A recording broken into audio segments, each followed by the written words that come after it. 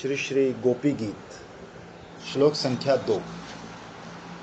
हे सुरतनाथ, हे वरद, तुम्हारे नयन शारदीय स्वच्छ सरोवर में सम्यक रूप से उत्पन्न और सुविकसित कमल के अंतर्दल की सुषमा का हरण करने वाले।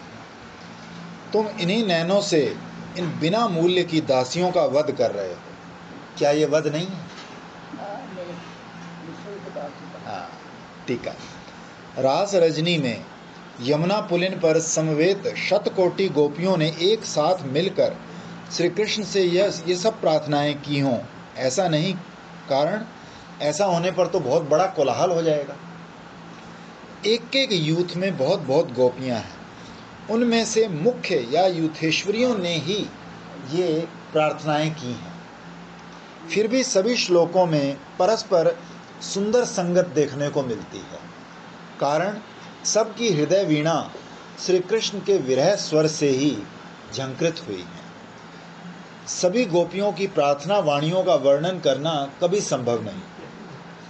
श्रीपाद शुकदेव मुनि ने कतिपय मुख्य गोपियों की वाणियों का ही उल्लेख किया है। गोपियों ने प्रथम पद्य में अपने मनोदुख ज्ञापित कर श्री कृष्ण दर्शन की प्रार्थना की है। यदि श्री कृष्ण कहें कि मैं तुम्हें क्या दुख दे रहा हूँ, तो वो उत्तर देती हैं, और क्या दुख दोगे? हमारा वध कर रहे हो। तुम दृष्टि से तो मिलन की कामना करते हो, दृष्टि से ही अभीष्ट सुख प्रदान करते हो, उसी दृष्टि से अब प्रेमाग्नि पुंज निक्षेप कर वध कर रहे हो। ब्रज के इस उत्कर्ष के बीच विशेषता इंद्रिया देवी के अधिष्ठान स्थान में स्त्री वध तो अनुचित है। यदि श्री कृष्ण कहें क्यों, मेरे पास तो कोई अस्त्र नहीं, तो उत्तर देती हैं, क्या अस्त्र से ही वध किया जाता है? नैनों से किया वध नहीं होता। तुम नैनों से हमारे चित्त आकृष्ट कर हमें बिना मोल की दासी बनाकर और फिर विरह यंत्रणा देकर वध कर रहे हो। कहीं भी किसी भी जीव का किया वध पाप है। पुण्य स्थल में जीव हत्या हो तो महापाप है। तुम तो इंद्रा द्वारा सेवित वृंदा जी की भजन स्थली प्रेम के इस महातीर्थ वृंदावन में नारी वध कर रहे हो। और ये नारियां भी सरला हैं, सर्वदोष वर्जिता हैं, ऊपर से तुम्हारे प्रति विश्वस्त, तुम्हारी बिना मूल्य की दासी। व्याध के गायन पर मुग्ध हुई हिरनियों की तरह उन्हें तुम मोहन वंशी से वन में आकर्षित कर वृंदावन में नैनों द्वारा मार रहे हो। तुम पाप से नहीं डरते।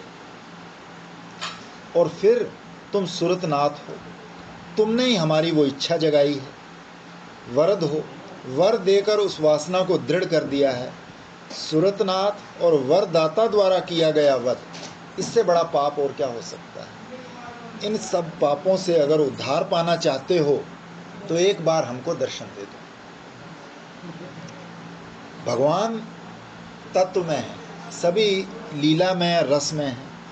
तत्व की भित्ति पर लीला रस की प्रतिष्ठा है। जो परम तत्व में स्वयं भगवान है, जिन्हें नाम के आभास मात्र से जीव जगत के कोटि कोटि जन्मों के अति पातक महापातक प्रज्वलित अग्नि में रुई की तरह तत्क्षण भस्म हो जाते हैं, उन्हीं कृष्ण को, उन्हीं की अपनी आनंदनी शक्ति ब्रज वधुएं लीला क्षेत्र या रस भूमि पर आकर पाप का भय दिखा रही हैं। बता रहे हैं कि जिनके नाम के आभास मात्र से जीव जगत के कोटि कोटि जन्मों के अति पातक महापातक प्रज्वलित अग्नि में रुई की तरह भस्म हो जाते हैं, उन्हीं कृष्ण को, उन्हीं की आनंदनी शक्ति ब्रजवधुएं लीला क्षेत्र रस भूमि में आकर पाप का भय दिखा रहे हैं। ब्रजवासियों ने उस परम तत्व में वस्तु को अपने प्रेम के सांचे में ढालकर किस तरह अपना मनोमत निज जन बना रखा है, ये यहाँ विशेष परिनिधान के योग्य है। तोषणी टीका का तात्पर्य ऐसा है कि इस पद्य में जो मुषा शब्द का है वो मुष धातु से निकला है। इसका अर्थ है चोरी करना। ये पद श्री कृष्ण के चक्षुओं का विशेषण है। इसमें श्री कृष्ण के नेत्रों का तस्करत्व समझा जाता है।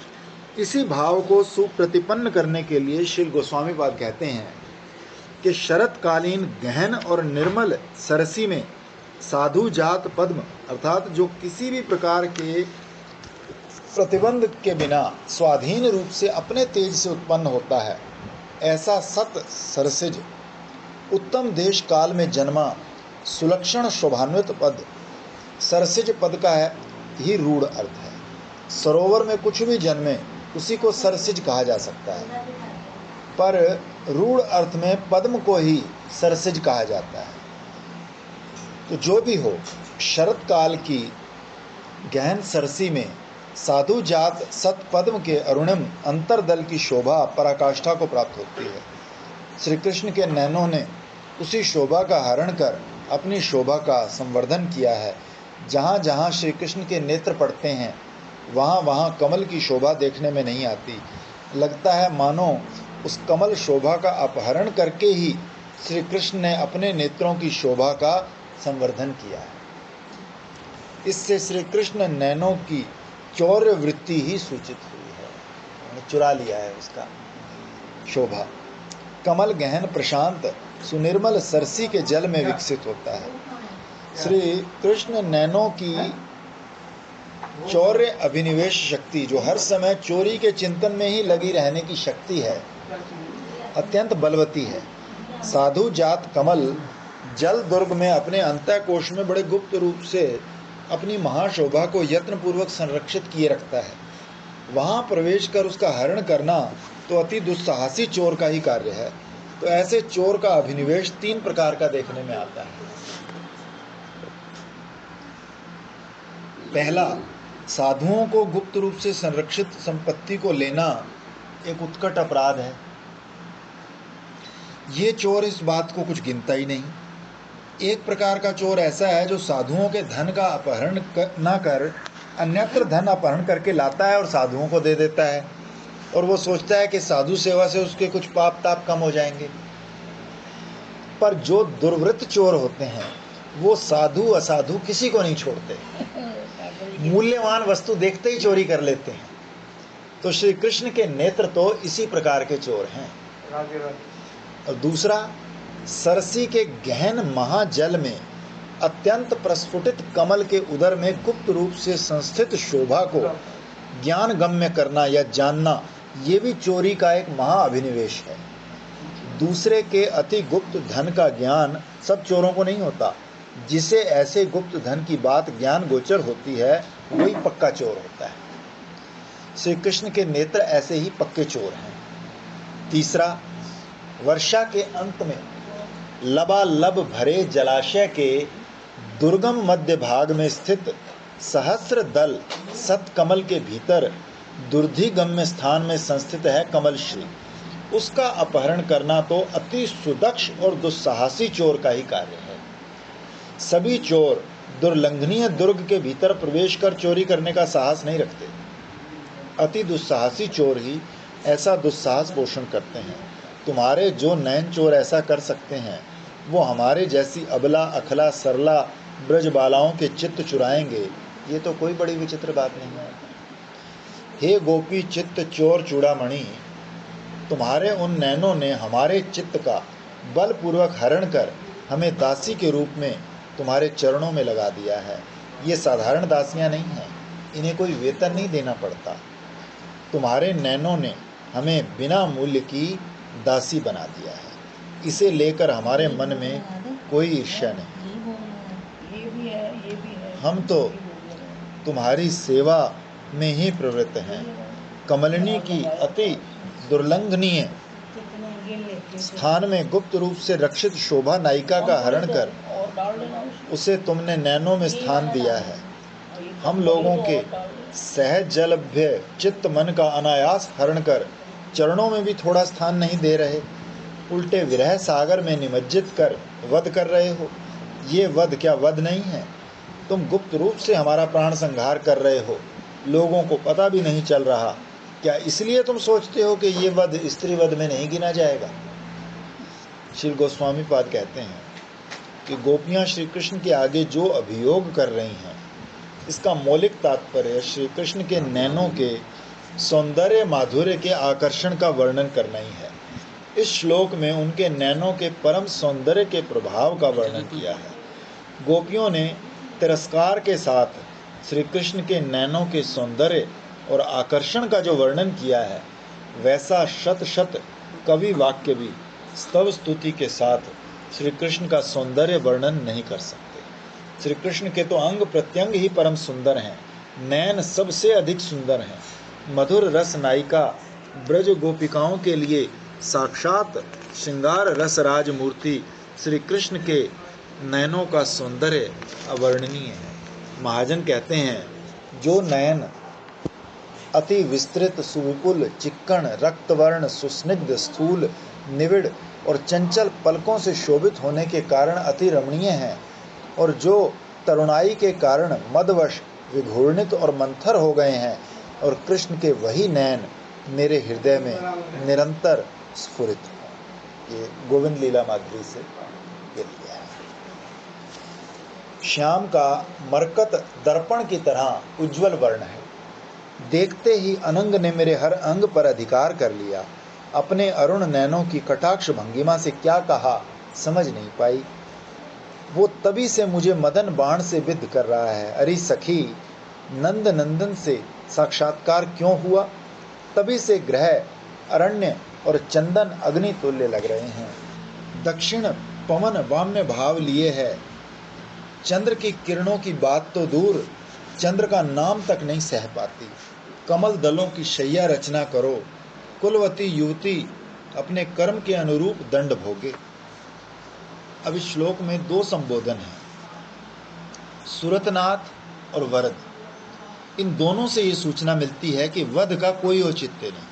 सुरतनाथ का अर्थ है जो सुष्ठु रूप से रत हैं या भक्त हैं, उन सब के नाथ। इस संबोधन का अर्थ है भक्त को अभीष्ट देने वाले, और दूसरा संबोधन है वरद।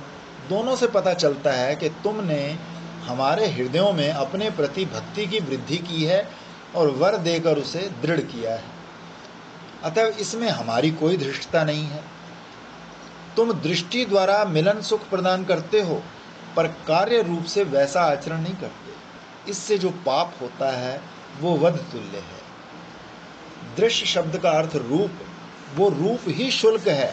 तुमने हम लोगों को सौंदर्य शुल्क से खरीद लिया है, अर्थात तुम्हारा रूप देखकर ही हम तुम्हारे चरणों की दासी हो गए। ब्रजबाला की ये उक्ति है। श्री गोस्वामी पाद ने इन दो संबोधनों का अर्थ प्रणय कोप या विरह दुख में भी किया है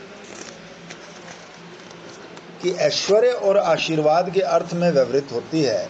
यहाँ उपतापक अर्थ लिया गया है कि हे कृष्ण, जो गोपियां सुष्ठु रूप से तुम में निरत हैं, उनके तुम उपतापक यानी सताने वाले हो। वरद का अर्थ है वरद छेदक। वरद शब्द में जो द पद है वो जैसे दानार्थक दा धातु से उत्पन्न होता है, वैसे ही अवखंड नार्थक दो धातु से उत्पन्न होता है। हे कृष्ण, तुम हमें वर देकर भी उसका खंडन कर रहे हो, इसलिए अपने इन दोषों के परिहार के लिए हम सबको दर्शन दो। तो इस पद्य में शरदुदास्ये साधु जात सत, इन उक्तियों से पद्म का जन्म काल, स्थान का सद्गुण, जाति और व्यक्ति का गुण प्रकाशित हुआ है। इसका तात्पर्य यही है, गोपियां कहती हैं, हे कृष्ण, ऐसा कोई स्थान नहीं जो तुम्हारे चक्षुओं के लिए अगम्य हो। कुल अकुल, धर्म अधर्म, पाप पुण्य, किसी भी विषय में तुम्हारे नयन कोई विचार नहीं करते। हम सब निर्विकार चित्त से अपने घरों में बाल्य क्रीड़ाओं में दिन यापन कर रही थी। तुम्हारे नैनों ने हमारा गृह धर्म त्याग कराया, कुल धर्म से भ्रष्ट किया, घर से निकालकर वन में बुला लिया। अब हमारे वध करने को उद्यत हैं। तुम्हारे एक नयन की ऐसी शक्ति है, तो दोनों नयन कार्य करते तो क्या होता। अब दर्शन देकर स्त्री वध रूपी अपराध से विमुक्त हो।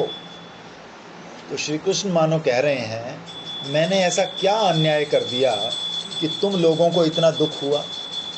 तो उसका उत्तर देती हैं कि हे प्रिय, क्षुरधार कटाक्ष शर से हाय इन रमणियों के मन को बुरी तरह छेद रहे हो, क्या ये हम लोगों का वध नहीं?